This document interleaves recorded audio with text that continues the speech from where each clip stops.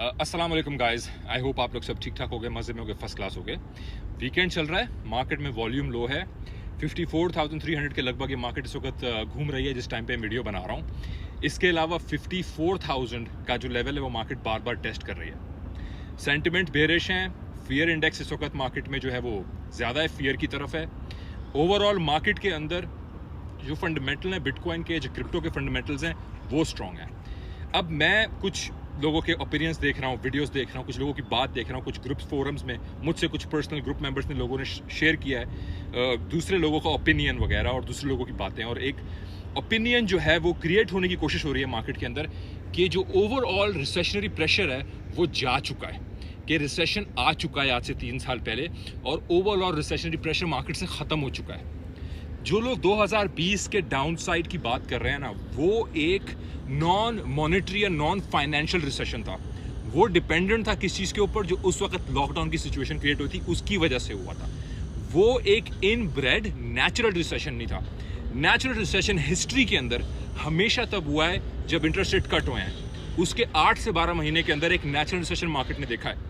अगर सितंबर के अंदर इंटरेस्ट रेट कट होता है तो as per historic data and trend जो हर दफ़ा प्ले आउट हुआ है, मैं ये पर्सनली उसी पे बिलीव करूंगा। Trend is your friend.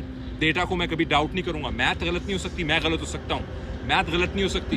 तो मैं यही कहूँगा उस टाइम पे कि रिसेशन जो है वो उसके 8-12 महीने के बाद आएगा, आ सकता है, मार्केट में प्रेशर क्रिएट हो सकता है। उसकी वजह क्या है फंडामेंटली, ये समझने की हमें ज़रूरत है। ये इसलिए नहीं क्योंकि डेटा ही कह रहा है। डेटा ही क्यों कह रहा है, ऐसा क्यों हुआ है? ये इसलिए हुआ है क्योंकि जब भी रेट कट्स होते हैं वो इसलिए होते हैं क्योंकि इकोनॉमी ब्रेक हो रही होती है, इकोनॉमी में मसले हो रहे होते हैं, अनएम्प्लॉयमेंट बढ़ रही होती है, लोगों की जो है क्रेडिट क्रंच बढ़ रहा होता है, क्रेडिट कार्ड्स लोगों के स्वेल हो रहे होते हैं, लोगों ने जो लोन लिया हुआ है उसकी किस्तें महंगी हो रही हैं। मैं पर्सनली लोगों को जानता हूँ वेस्टर्न वर्ल्ड में, कनाडा में मेरे अपने रिश्तेदार हैं जो ये कह रहे हैं कि उनका जो मॉर्टगेज रिवाइज हुआ है तो वो बहुत ऊँचा हो गया है, उनकी पहुँच से बाहर जा रहा है। तो इन चीज़ों को मद्देनज़र रखते हुए कि लोगों का बुरा हाल ना हो, इकोनॉमी ब्रेक ना हो, रेट्स को कम किया जाता है। लेकिन हमेशा ये हिस्ट्री में रही है बात कि जब भी फेडरल रिजर्व जो यूनाइटेड स्टेट का जो रेट कम करता है और सारी दुनिया में उसका रेट कम होता है, वो हमेशा लेट करता है। ये हमेशा रिएक्ट करते हैं, रिस्पॉन्ड नहीं करते।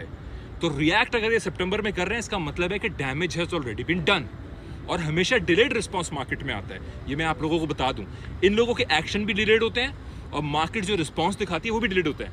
अब लोग कह रहे हैं कि भाई इस इदारे ने रिसर्च किया है, उसने किया है, इसने किया है।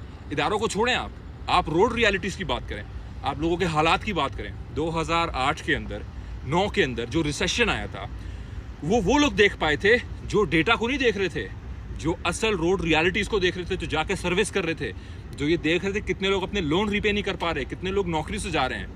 आप अभी इस साल की एग्जाम्पल लें कि जो रिमेनिंग मंथ है इस साल के, कितनी कॉर्पोरेशंस ने अपने ले ऑफ प्लान किए हुए हैं। क्या ले ऑफ प्लान हो रहे हैं या हायरिंग प्लान हो रही है, आप ये बताएं।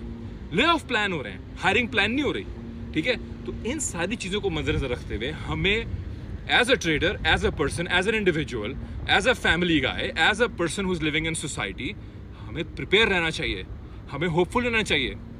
आखिर में मैं कहूँगा कि अगर हम आज भी ये समझते हैं कि जो इदारे हैं और ये जो बैठे हैं ऊपर लोग, ये जो चला रहे हैं, जो बड़े इंस्टीट्यूशंस हैं पैसे वाले, अगर इनका इंटरेस्ट आपका वेस्टेड इंटरेस्ट है, अगर ये हम समझते हैं, तो मेरे ख्याल से हम उस धोखे में हैं जिस धोखे में ये लोग हमें रखना चाहते हैं। थैंक यू सो मच, जज़ाकल्लाह।